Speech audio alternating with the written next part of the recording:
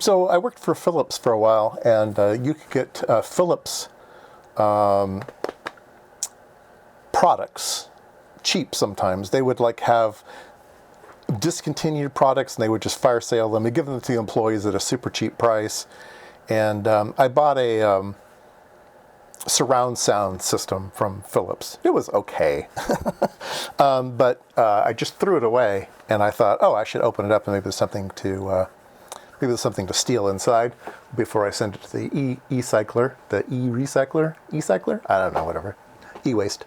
So I pulled out a couple things here. This is the power supply out of it, which is really heavy duty. And then this is the main board. So really that's all about there is to it. Now this thing had 1, 2, 3, 4, 5, 6 channels. So it had left, right, center, left, right, and bass. So I think two on the sides, 1 in the center, 2 in the back, and then a subwoofer. And all of the speakers were passive. So they all had to be amplified with this thing. And so there's 1, 2, 3, 4, 5 FETs. I think they're FETs. Sitting under this big heat sink here. And so this is the power amp over here.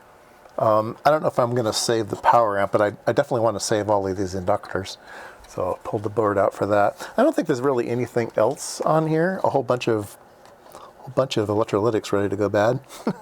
Not sure what vintage this is. I think I bought this around, I don't know, early 2020, maybe 2003. I don't know, something like that. No, 2012. Probably bought this around 2012. Anyway, it doesn't matter. So anyway, there's that board. Some interesting traces in the back here. And then taking a look at this power supply, man, this thing's beefy.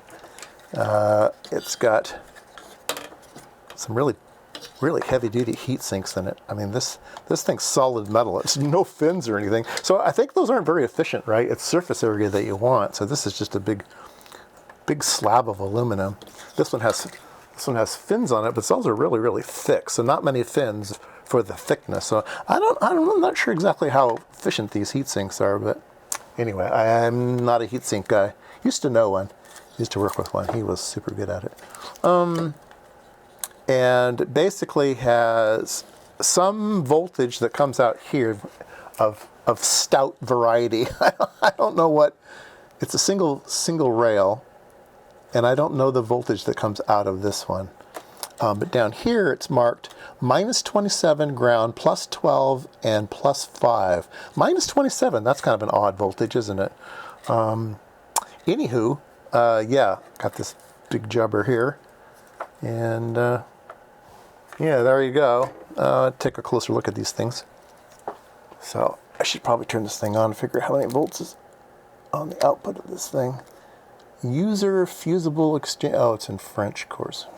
Protection against risk of fire replaced with same type fuse. Okay, it's always a good thing to do. Looks pretty standard. Got a couple chokes, probably one on the input, one on the output, or something like that. Well, no, here's the choke on the input. I don't know about that. Maybe there's 2 things. So it has a big common mode choke coming into this thing, and then here's the DC. High voltage is sitting here at 300 volts or so, and then it goes wacka comes down here, big transformer and stuff. So we get our low voltage out here. I don't know if it's 30 volts or 50 volts or something to power up the amplifier. Speaking of,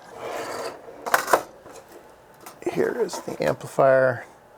Really like these. I really like these. These are all 220 microfarad. Oh no, I lie.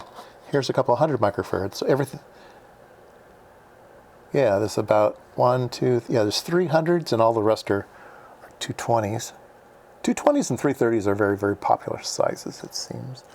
I'm not sure what these guys are here. These look like common mode going out. And yeah, it's got a big. Nah, that's a heatsink. Yeah, that's a heatsink. I really want to open this up and see what kind of FETs those are. They look like they're surface mount.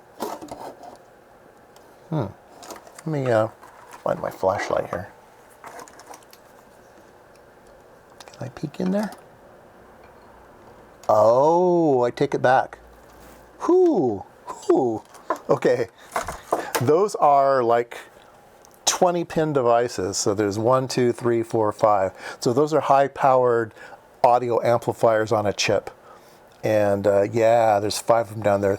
And they're super fine pitch, surface mount, and then the heatsink goes on top of them. So yeah, so this section here is all audio amp. Yeah, pretty cool. Wonder what those are. Or those TD whatever chips. And then it's got some, it has to handle all of the different formats and stuff, and comes into these chips here. It had a, I thought I pulled that out. Yeah, it had an FM receiver here that plugged into this connector, I think. Yeah, plugged into this one right here. Anyway, so there was a FM receiver on this thing. HDMI input, so your audio could come into HDMI. And then a whole bunch of also RCA jacks. Looks like there's an S-Video. I think S-Video would come in there maybe. Yeah, I don't know. I don't know.